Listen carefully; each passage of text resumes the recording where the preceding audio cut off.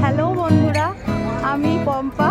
সবুজ মঞ্চ চ্যানেলের পক্ষ থেকে তোমাদের সকলকে জানাই অনেক অনেক অনেক শুভেচ্ছা। দেখো, আমি চলে এসেছি শিলিগুড়ি স্টেশনে। আজকে আমাদের প্রথম দিনের যাত্রা শুরু। আমরা কিন্তু সিল্ক রোডের উদ্দেশ্যে রেডি হয়ে গেছি। আর ওই যে পিছনে দেখতে পাচ্ছ আমাদের গাড়ি দাঁড়িয়ে আছে, ওখানে আমাদের গাড়িতে কিন্তু মাল সব তোলা হচ্ছে। আজকে আমি কিন্তু ভীষণ খুশি, আর সবুজও কিন্তু খুশি। তো চলো তোমাদের দেখাই সবুজ কী করছে, তারপর তো আমরা গাড়িতে চেপে। তো এই দেখো, আমরা কিন্তু স্কাই হাই হলিডের মাধ্যমে একটা প্যাকেজ ট্যুর নিয়েছিলাম। তো তারা আমাদেরকে অভ্যর্থনা জানিয়েছিল তাদের গেঞ্জি উপহার দিয়ে। তো সেগুলো আমরা সমস্ত কিছুই হাতে নিয়ে একটা দেখো সেলফি তুলে নিচ্ছিলাম। আর যাওয়ার আনন্দে সকলের যে কি ভীষণ রকম খুশি হয়ে গেছিলো সেটা আমাদেরকে দেখেই তোমরা বুঝতে পারছো। আর সবুজও দেখলে কেমন মিডিলে বসে আনন্দ করছিল। ব্যাস সমস্ত কিছু লাগেজ গাড়িতে তুলে নেওয়ার পরে গাড়িতে হা হা হি হি করতে করতে আমরা বেরিয়ে পড়লাম কালিম্পংয়ের ইচ্ছেগাঁও শহরের দিকে। ইচ্ছেগাঁওটা শহর ঠিক নয়, একটা ছোট্ট গাড়ির মধ্যে বসে দেখো আমরা সকলে কত মজা করছি। আর সবুজও কিন্তু ভীষণ রকম খুশি। ওর খুশিটা কিন্তু সত্যি চোখে পড়ার মতো। অনেক দিন পর যেহেতু ও বেরিয়েছে, তাই ও প্রকৃতির দৃশ্য দেখতে দেখতে বেশ মজা নিচ্ছিল। আর আমাদের গাড়ি ছুটেছিল সেবক রোড ধরে। দেখো দুপাশে গাছে ভর্তি, এত সুন্দর দেখতে লাগছিল না তোমাদের কি বলবো।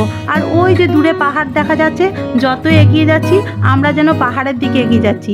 এইভাবেই যেতে যেতে আমরা কিন্তু সেবক কালীবাড়ি আর সেবক রোডের ওপর যে রেল ব্রিজটা আছে ঠিক তার আগেই আমরা একটা জায়গায় টিফিন খাওয়ার উদ্দেশ্যে দাঁড়িয়ে পড়লাম। আর দেখো টিফিনে ছিল আমাদের ওই কি বলে ওটাকে, ম্যাগি ছিল। আর সবুজের বাবা নিয়েছিল রুটি তড়কা। তো সেগুলো খাওয়ানোর শুরু হয়ে গেছিলো। আর দেখছো তো আমার হাতে সবসময় ওষুধ থাকেই, সবুজকে ওষুধ আমাকে খাওয়াতেই হয়। যেখানেই বেড়াতে যাও, যাই খুশি করো না কেন, সবুজকে কিন্তু ওষুধ দিতেই হবে। তো সমস্ত কিছু টিফিন করে নেওয়ার পরে আমাদের গাড়ি আবার ছুটে চললো নিজের গন্তব্যের দিকে, অর্থাৎ ইচ্ছেগাঁওয়ের দিকে। আর এই যে আমরা সেবক কালীবাড়িকে পিছনে ফেলে দিয়ে সামনের দিকে এগিয়ে চললাম। এইভাবেই প্রাকৃতিক দৃশ্যকে অনুভব করতে করতে আমাদের গাড়ি কিন্তু ছুটে চলেছে। সত্যি এক আলাদা রকম অনুভূতি। গাড়ির ভেতরে সকলে ভীষণ রকম নাচানাচি গানাগানি করছে আর মজা করছে। আর সবুজও সেটাকে ভীষণ রকমভাবে এনজয় করছে। আর সবুজের এই আনন্দগুলো দেখবার জন্যই তো শত কষ্টকে বুকের মধ্যে জমা রেখেও আমরা কিন্তু ছুটে যাই আনন্দকে আঁকড়ে ধরে নেওয়ার জন্য। কেননা সবুজ যতদিন ছোট থাকবে ততদিনই আমাদের পক্ষে সম্ভব সবুজকে এই সমস্ত উঁচু উঁচু জায়গাগুলো ঘুরিয়ে নেওয়া। কেননা এরপরে তো সবুজ যত বড় হবে আমাদের পক্ষে ওকে ঘোরানো অতটা সম্ভব হবে না। তবু যতদিন মনে বল আর শরীরে শক্তি থাকবে, মনের ইচ্ছা থাকবে, ততদিন আমার ইচ্ছা আমি সবুজকে সমস্ত জায়গা ঘুরিয়ে দেবো। তোমরা শুধু আমার পাশে থাকো। আর এইভাবেই দেখো গাড়ি কিন্তু ছুটে চলেছে। গাড়ি যেতে যেতে একটা সত্যি সামনে ব্রিজ আসবে, যে ব্রিজটা তোমাদেরকে দেখাচ্ছি, চলো কি ব্রিজ আসছে। আর ওই যে দেখো দূরে পাহাড়। এই যে সামনে যে ব্রিজটা আসছে সেটা হলো স্মৃতিখোলা ব্রিজ। এই স্মৃতিখোলা ব্রিজকে পেছনে ফেলে আমাদের গাড়ি কিন্তু আবারও ছুটে চলেছে। ডান পাশে রয়েছে তিস্তা নদী। কিছুদিন আগে একটা ভয়াবহ বন্যার ফলে তিস্তার দেখলে তো কেমন ভয়াল রূপ হয়েছে। আর আমাদের গাড়ি চলছে এবার তিস্তা ব্রিজের ওপর দিয়ে। তারপরে আস্তে আস্তে গাড়ি কিন্তু কালিম্পংয়ের ভেতরে প্রবেশ করলো। আমরা কালিম্পং শহরের ওপর দিয়ে কিন্তু যেতে শুরু করলাম।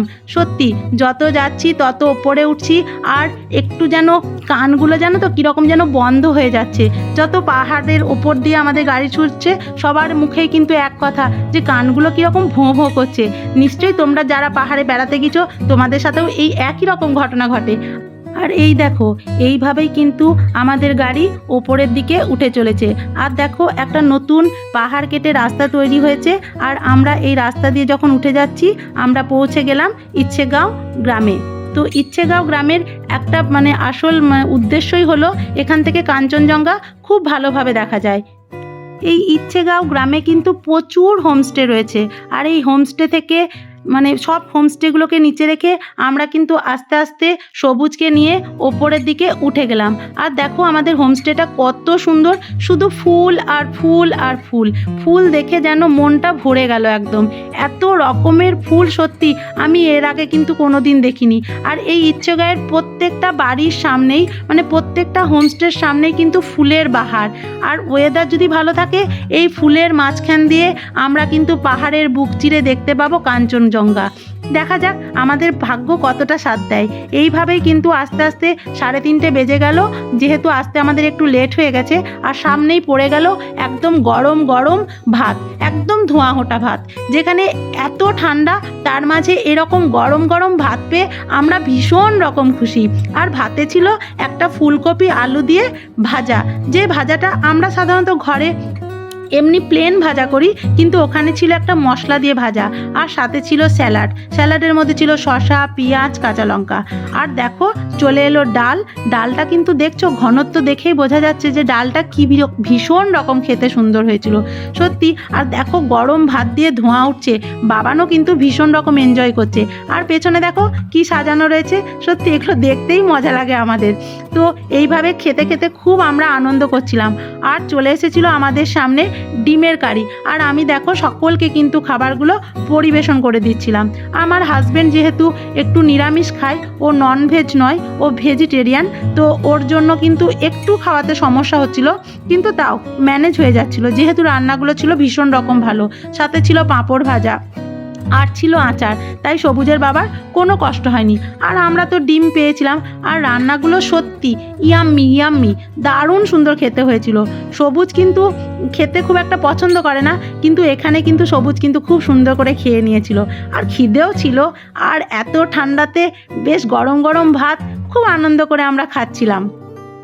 আর সবাই খেতে খেতে কিন্তু নিজেদের বক্তব্যগুলো পেশ করছিল, মানে গাড়িতে আসার সময় কতটা মজা করেছি এই সমস্ত কিছু।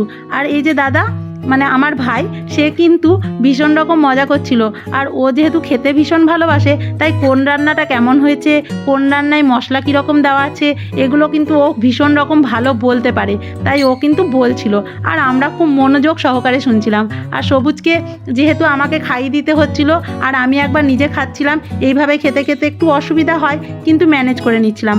অন্য সময় হলে আগে ওকে আমি খাইয়ে দিই, পরে খাই, কিন্তু যেহেতু অনেক দেরি হয়ে গেছে তাই আর লেট করলাম না, একসঙ্গেই দুজনে আমরা খেতে বসে গেছিলাম। আর এই যে আমাদের জামাইবাবু, ভীষণ রকম মজাদার একটা মানুষ সত্যি। তোমাদের সামনাসামনি যদি কোনো দিন আলাপ করাতে পারি না, এই মানুষটার কৃতজ্ঞতার কথা বলে শেষ করা যাবে না। এত ভীষণ রকম মজাদার মানুষ। ইনি গোটা টিমটাকে যেন একদম প্রাণবন্ত করে রেখেছিলেন। আর আমার হাজব্যান্ড তো একটু চুপচাপ ধরনের, তোমরা বুঝতেই পারছো। আর এই জামাইবাবুর কথা সত্যি আমি বলে কোনো দিন সত্যি শেষ করতে পারবো না, এত আনন্দ দেয়। আমাদের টিমের কিন্তু সবাই ছিল ভীষণ রকম এনার্জেটিক, সবাই হাসি হই হুল্লোড় করতে ভীষণ মজা করে। আর সবুজ ছিল তাদের প্রাণের প্রাণের প্রাণের একজন মানে বেবি। তারা সবাই সবুজকে ভীষণ রকম আনন্দ দিচ্ছিল। খাওয়া দাওয়া করতে করতে কিন্তু ঘড়ির কাঁটা প্রায় বিকেল ছুঁই প্রায় 4:30 বেজে গেছিলো। আর দেখো চারিদিক কুয়াশায় ঢেকে গেল, একদম ঘোর অন্ধকার যেন নেমে আসছে। সত্যি এই মেঘের খেলা, যেন মনে হচ্ছে রুমের ভেতরে মেঘ ঢুকে যাচ্ছে। এর যে কি একটা আলাদা অনুভূতি তোমাদের কি বলবো। আমাদের গোটা টিমের জন্য 3খানা রুম বুক করা হয়েছিল। প্রত্যেকটা রুমেই ছিল ডবল বেডরুম, মানে দুজন 4জন কিন্তু থাকা যাবে। আর রুমের সঙ্গেই ছিল অ্যাটাচ বাথরুম। এই রুমটা ছিল ওপরে ছিল একটা সামনে ব্যালকনি থেকে খুব সুন্দরভাবে প্রাকৃতিক পরিবেশ দেখা যাবে। কিন্তু সবুজকে নিয়ে যেহেতু আমাদের ওঠার একটা সমস্যা রয়েছে, তাই আমরা নিচের রুমটাই নিয়েছিলাম। বারবার ওঠানামা করতে সবুজের বাবারও তো একটু সমস্যা হবে, তার জন্য আমরা নিচের রুমটাতেই ছিলাম। নিচের রুমটাও ছিল ভীষণ রকম সুন্দর। আর এই দেখো চারিদিক কুয়াশা, আর মাঝে মাঝে দেখো ওই যে দূরে পাহাড়ে ছোট ছোট বাড়িগুলো দেখা যাচ্ছে, কি ভীষণ রকম ভালো লাগছে। এইভাবেই দেখো আস্তে আস্তে কিন্তু সন্ধে নেমে চলে এলো। আর সন্ধ্যা নেমে এলো মানেই আমাদের সামনে স্ন্যাক্স হিসাবে চলে এলো পকোড়া আর গরম গরম কফি। ঠান্ডা ওয়েদারে এই জিনিসটা কিন্তু সত্যি একটা ভীষণ রকম আলাদা অনুভূতি দিচ্ছিল, খুব ভালো লাগছিল। আর যত রাত হয়ে গেছিলো চারিদিকে হোমস্টেগুলোতে এত ভীষণ রকম লাইট দিয়েছিল যে কি বলবো, দেখতে ভীষণ সুন্দর লাগছিল। চারিদিকে ফুল লাইট জ্বলছে, মিউজিক বাজছে, একটা দারুণ এনজয় করলাম কিন্তু। আর সবুজও ভীষণ রকম মজা করছিল, এই সমস্ত জিনিস দেখতে তো ও ভীষণ ভালোবাসে, তাই ওর কিন্তু খুব মজা লাগছিল। ঠান্ডাটাকে ও উপেক্ষাই করে দিয়েছিল, আর ঠাকুরের ইচ্ছায় ওর শরীরও কিন্তু একদম সুস্থ ছিল। আর আমাদের হোমস্টেটা দেখো কি সুন্দর দেখতে লাগছে, এটা ওপরের রুমটা। তো এই দেখো বন্ধুরা, আমরা কিন্তু সন্ধ্যেবেলায় এখন একটু বেড়ানোর জন্য বাইরে বেরিয়ে গেছি। প্রচণ্ড পরিমাণে ঠান্ডা, কি বলবো, দেখে বুঝতেই পারছো, চারিদিকে একদম ঢেকে নিয়েছি। আর এখানে যা মেঘ কুয়াশার খেলা সেটা তোমরা গোটা ভিডিওটা দেখলেই বুঝতে পারবে। আর সন্ধ্যেবেলায় আয়োজন করা হয়েছে একটা, কি বলবো, ফায়ার ক্যাম্পের আয়োজন করা হয়েছে। তো চলো গোটা ভিডিওটা কন্টিনিউ করতে থাকো, তাহলে বুঝতে পারবে যে আমরা কীরকম আনন্দ করতে থাকেছি। আর দেখো পেছনে সবাই আমাদের টিমটা কিন্তু দাঁড়িয়েই আছে। তো চলো এবার বারবিকিউর ওখানে চলে যাই, আর ফায়ার ক্যাম্প হচ্ছে সেটা তোমাদের সাথে শেয়ার করি। সন্ধেবেলায় চা পকোড়া খেয়ে আমি আমার টিমের সাথে কিন্তু একটু ইচ্ছেগাঁও গ্রামটাকে ঘুরে দেখতে বেরিয়ে গেছিলাম। দেখাশোনার পরে দূর থেকে যেন জোনাকি পোকার মতো লাইটগুলো জ্বলছিল, এত সুন্দর লাগছিল যে কি বলবো, মিটমিট করে লাইটের মতো জ্বলছে হোমস্টেগুলো সত্যি। আর রাতের ডিনারের জন্য দেখো আমাদের কিন্তু চিকেন কষা শুরু হয়ে গেছে, কি দারুণ দেখতে লাগছে না? আর এত ঠান্ডায় আমরা কিন্তু সকলেই বলেছিলাম যে যেহেতু দেরিতে ভাত খেয়েছি তাই আমরা রাতে রুটি খাবো। তো ওনারাও কিন্তু আমাদের কথা মতো রুটি করে দিয়েছিলেন, আর চিকেন তৈরি হচ্ছে। আর তার জন্য ছিল চিকেনে দেখো মানে মশলা টশলা মাখিয়ে ওনারা ভীষণ সুন্দর একটা মানে চিকেনের আইটেম করছিল। আর এদিকে দেখো ফায়ার ক্যাম্প শুরু হয়ে গেল, ফায়ার ক্যাম্পে আগুন জ্বালিয়ে দিয়েছে একটা টিনের ওপর সাজিয়ে, এত সুন্দর দেখতে লাগছিল না যে কি বলবো। আর এত ঠান্ডায় এই আগুনটাকে আমরা কিন্তু ভীষণ রকম এনজয় করছিলাম। আর সবুজ দেখো, ওই দেখো বসে রয়েছে, ঠান্ডাতে ওর পাগুলোও তো একটু জমে যাচ্ছে, ওরও কিন্তু বেশ মজা লাগছিল। আর এই যে আমাদের মশলা মাখানো চিকেন একদম আগুনে সেকার জন্য রেডি হয়ে গেছে। আর খেতে তোমাদেরকে কি বলবো, কি ভীষণ ভালো হয়েছিল সত্যি। যদি তোমাদেরকে একটু টেস্ট করাতে পারতাম না, দারুণ রকম হতো কিন্তু, যে কি ভীষণ রকম বারবিকিউটা খেতে ভালো হয়েছিল। তোমরা দেখেই বুঝতে পারছো যে আমাদের ওই দাদা কি সুন্দর করে তৈরি করে দিচ্ছে। এটা খাওয়ার থেকে দেখাতে যে আমার কিন্তু খুব ভালো লেগেছিল।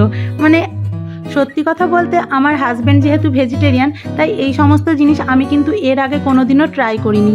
এই ফায়ার ক্যাম্প, এই চিকেন বারবিকিউ, এগুলো কিন্তু আমার লাইফে এই বেড়াতে এসে এখানেই প্রথম। তো জিনিসটাকে কিন্তু আমি ভীষণ রকম এনজয় করছিলাম। আর এই করতে করতেই কিন্তু আমাদের রাতের ডিনার একদম চলে এসছে। ছিল গরম গরম হাতে গড়া রুটি আর চিকেন কষা। আর আমাদের বাঙালিদের সব থেকে প্রিয় চিকেন কী করে ভালো লাগে বলো তো, একটু আলু দিয়ে মাখো মাখো হলে। আর দাদারা কিন্তু সেই আলু দিয়েই চিকেনটা তৈরি করে দিয়েছিল বলে ভীষণ আনন্দ করে খাবারটা খেয়েছিলাম। আর সবুজের বাবা যেহেতু চিকেন খাবে না, তার জন্য ওর জন্য করে দিয়েছিল ওকে সোয়াবিন কারি, আর আর ছিল ওর সাথে একটা ভাজি। আর সেই ভাজিটাও কিন্তু আমাদেরকে সার্ভ করে দেওয়া হয়েছিল। আর সাথে ছিল স্যালাডে ছিল শসা, পেঁয়াজ, কাঁচা লঙ্কা। খুব ভালো করে ঠান্ডাতে কাঁপতে কাঁপতে আমরা এই খাবারটাকে এনজয় করে খেয়েছি। আর রুটিগুলো ছিল ভীষণ গরম, চিকেনটাও ছিল গরম। ঠান্ডাতে গরম গরম খাবার খেতে খেতে ভীষণ আনন্দ করছিলাম আর গল্প করছিলাম। তার আগেই হাত পাগুলো বেশ গরম করে নিয়ে এসেছিলাম আগুনের তাপে, খুব ভালো লাগছিল। এইভাবেই আমাদের রাতের ডিনার শেষ হলো। দেখো বন্ধুরা, খাওয়া দাওয়া করে রুমে চলে এলাম। তো আজকের দিনটা এইভাবেই শেষ করছি।